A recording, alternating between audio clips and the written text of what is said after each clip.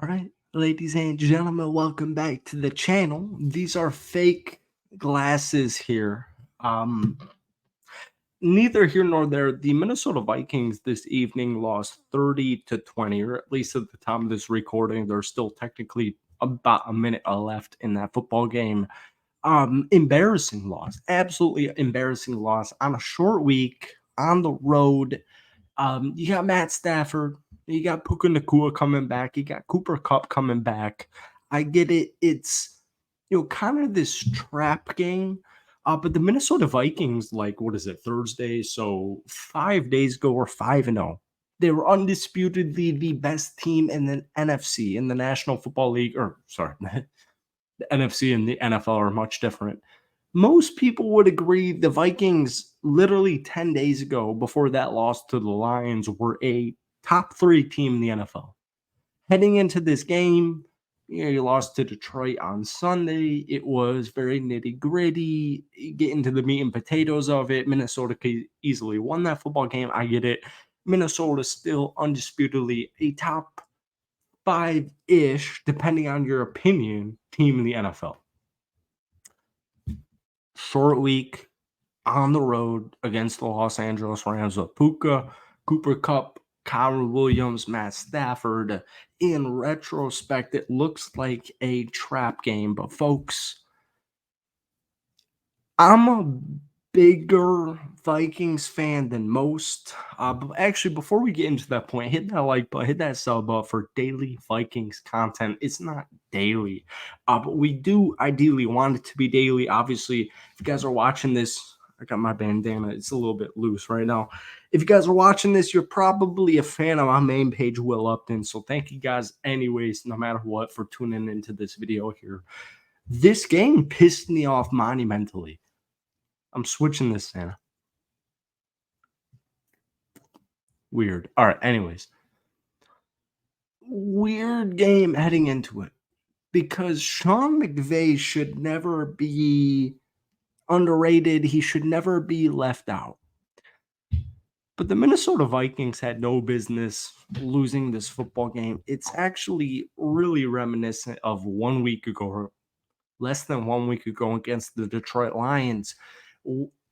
In that Lions game on Sunday, the Detroit Lions were down 14-0, 10-0. I think 10-0. It doesn't matter. They were down 2 possessions heading into the second quarter, and they put up 21/3 straight touchdown drives unanswered in the second quarter. I'm taking this in out because I got the hiccups. The Minnesota Vikings this evening were up 14-7 after the first quarter. It was 14-14 at halftime, but the point still stands. Vikings had no business losing this football game. No business losing this football game. If you want to make the playoffs, if you want to win a playoff game, God forbid, if you want to win the NFC North, if you want to be a legitimate team in the NFC here, yes, every team, and I do want to throw this in here, because technically the Los Angeles Rams are now 3-4. But when you look at this team on paper and you look at them last season where they made the playoffs and took on the Detroit Lions, the wild card round of the playoffs, this Rams team is not what their record showed heading into this game. Right? The Rams were 2-4 heading into this game. They got a home matchup on Thursday night football where coaching matters, quarterbacks matters. Star talent matters. Minnesota still, technically, in my opinion, had no business losing this game, but it was considered technically maybe a trap because of all the offensive talent / potential of that Rams offense. But if you want to make the playoffs, God forbid, if you want to win a playoff game, if you want to win the NFC North, this is a game you win. I mean, this is clearly a game you win. And I know, to my Vikings fans watching this video right now, I don't want to make this video. It's 11:12 p.m. Eastern Standard Time. I don't want to make this video. I wish it was a victory recap over on Will Upton. Lost the time of possession 34-26. You got out first down 26 to your 17. You were 2 of 7 on third down. You had 276 yards of total offense compared to the 386 of the Rams. But God forbid, the Rams don't have a good defense. They don't have a good defense. They have a good potential defense on paper because of all their young talent, but they don't have a quote unquote good defense.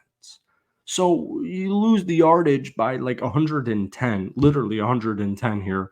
64 rushing yards. Let me check my notes. I got Aaron Jones as my running back. I shouldn't have 64 yards of total team rushing.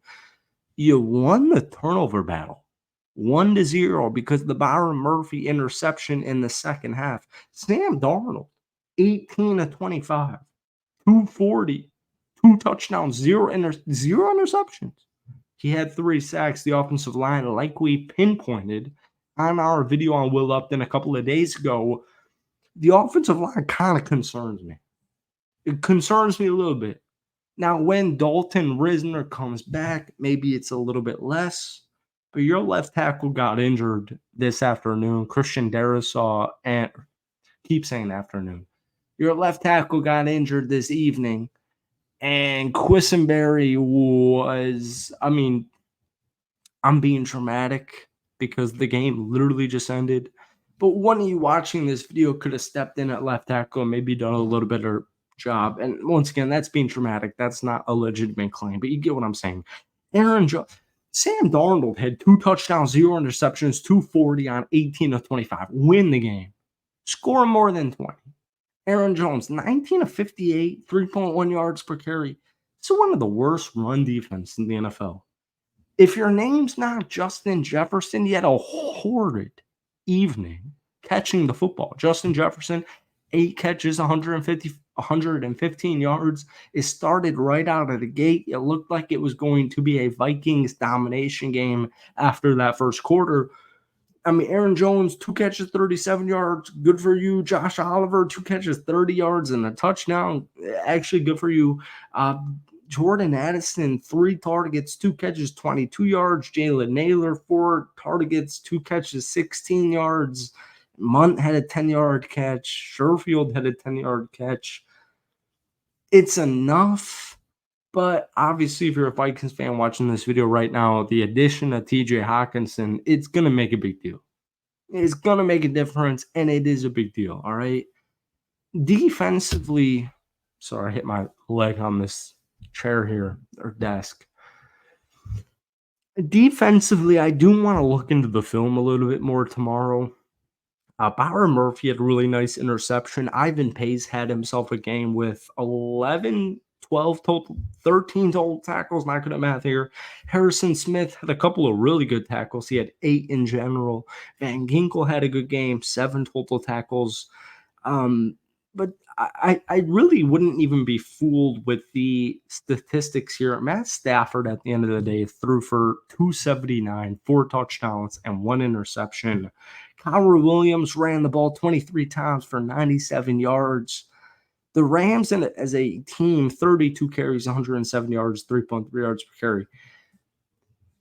This shouldn't have been a loss, and it shouldn't have been a 10-point loss. And with the Vikings team, even though I'm a Packers fan, if you guys have been watching the channel, Will Upton, my thoughts on this Vikings team. I think they're really good. I think they're very underrated heading into this season. But this loss tonight was pretty much how most people viewed the Vikings season. You're playing a decent team. You're playing actually a really good team that's just been bombarded by injuries here. But you couldn't win the game. And it was barely a 1-point possession. It was pretty much a 1-possession game the entire football game as far as I watched here. You shouldn't lose games like this. Whether you're 5-0, whether you're 5-1, whether you're 3-3, whether you're 1-5, it don't matter. You shouldn't lose games like this. And I don't need to tell Vikings fans watching this video. I don't need to tell Vikings players in general. You don't lose games like this. The good news I will say for my Vikings fans watching this video right now, next Sunday, that got flexed for some weird reason. Sorry, that sounds disrespectful. It's more so Colts hate. Next Sunday night, you're at home against the Indianapolis Colts on Sunday Night Football. After that, you got back to back to back road games against the Jacksonville Jaguars, the Tennessee Titans, and the Chicago Bears. And then you come home for the Arizona Cardinals, the Atlanta Falcons, the Chicago Bears, and then you finish off your last three games on the road against Seattle, at home against my Packers, and on the road against Detroit. The Minnesota Vikings, if they can take care of business, should easily still make the playoffs after being 5-2. You're 5-2. You should make the playoffs. But the last two games, and I'll even negate that Lions loss because the Lions are a Super Bowl team. This was a really bad loss. And I will say, sorry, I hit my knee again. I will say really quick for my Vikings OGs watching this channel here, and I do want to post more content on this page. Every single championship caliber team, no matter your sport, but specifically football, there's going to be one game every single season that should not have happened. There will be a loss in every season for every championship NFL team that should not have been lost. And I'm really hoping this was the game for the Minnesota Vikings because they're still 5-2. It's a short week. You're going up against a loaded offense that was decimated by injuries. I still believe in this Vikings team, but that loss was bullshit. Sorry, YouTube. That loss was BS. Thank you for watching. Hit that like button, hit that sub button for a lot of Vikings content. Guys, give me your thoughts down below. We'll see you in a couple of days. Peace.